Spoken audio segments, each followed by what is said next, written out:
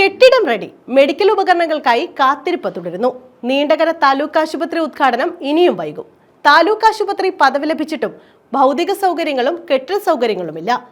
കിഫ്ബി പദ്ധതിയിൽ ഉൾപ്പെടുത്തി 46.43 കോടി രൂപയുടെ വികസനത്തിന് 4 വർഷം മുമ്പാണ് തുടക്കം കുറിച്ചത്.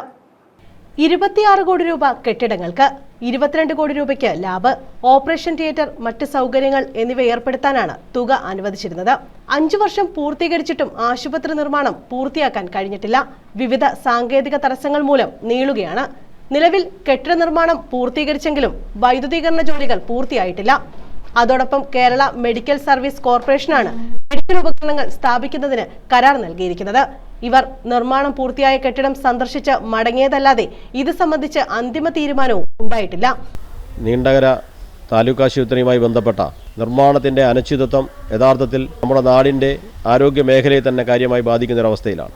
കാരണം 9 വർഷത്തിലധികമായി തറക്കല്ലിട്ട് പ്രവർത്തനം ആരംഭിച്ച താലൂക്ക് ആശുപത്രി നാളിതുവരെയും പൂർത്തിയാക്കാൻ കഴിഞ്ഞിട്ടില്ല എന്നുള്ളത് ഏറ്റവും വലിയ അനാസ്ഥയായിട്ട് മാത്രമേ നമുക്കതിനെ കാണാൻ കഴിയൂ.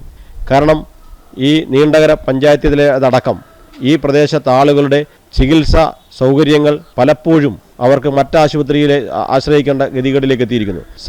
ചികിത്സാ സൗകര്യങ്ങൾ എന്ന് പറയുമ്പോൾ ഓപ്പറേഷൻ തിയേറ്റർ ഇല്ലാത്തതുകൊണ്ട് IC യൂണിറ്റ് ഇല്ലാത്തതുകൊണ്ടും 9 വർഷമായി ഈ പ്രദേശത്തെ ജനങ്ങളടക്കമുള്ള ആളുകൾ മറ്റ് ജില്ലാ ആശുപത്രി അടക്കമുള്ള സ്ഥലങ്ങളിലേക്ക് പോവുകയാണ്. അതാണ് ഞാൻ സൂചിപ്പിച്ചത്. യഥാർത്ഥത്തിൽ ഒരു പ്രദേശത്തെ ഏറ്റവും നല്ല ചികിത്സാ സൗകര്യങ്ങൾ ലഭ്യമാക്കേണ്ട ആശുപത്രി നിർമ്മാണത്തിൻ്റെ കൃത്യതയില്ലാതെ മുന്നോട്ട് പോകുന്നത് കാരണം വലിയ ബുദ്ധിമുട്ടാണ് ആ പ്രദേശത്തെ ജനങ്ങളടക്കമുള്ളവർക്ക് നേരിട്ടുകൊണ്ടിരിക്കുന്നത്. നിർമ്മാണം പൂർത്തീകരിക്കുന്നത് സംബന്ധിച്ച് ചവറ MLA സുജിത് വിജയൻപിള്ള പലതവണ നിയമസഭയിൽ സബ്മിഷൻ ഉന്നയിച്ചതാണ്. വേഗത്തിൽ പൂർത്തീകരിക്കുമെന്ന് മന്ത്രിമാർ ഉറപ്പു നൽകിയെങ്കിലും നിർമ്മാണം നീളുകയാണ്. ആരോഗ്യവകുപ്പ് മന്ത്രിയും ഇത് സംബന്ധിച്ച ബന്ധപ്പെട്ടവരുടെ യോഗം വിളിച്ചു ചേർത്ത് നിർദ്ദേശം നൽകിയതാണ്. കേരള സ്റ്റേറ്റ് ഹൗസിംഗ് ബോർഡിനാണ് നിർമ്മാണ ചുമതല. ജൂലൈയിൽ നിർമ്മാണം പൂർത്തീകരിച്ച് ഉദ്ഘാടനം ചെയ്യുമെന്നാണ് അധികൃതരുടെ വിശദീകരണം. News bureau, Chavara.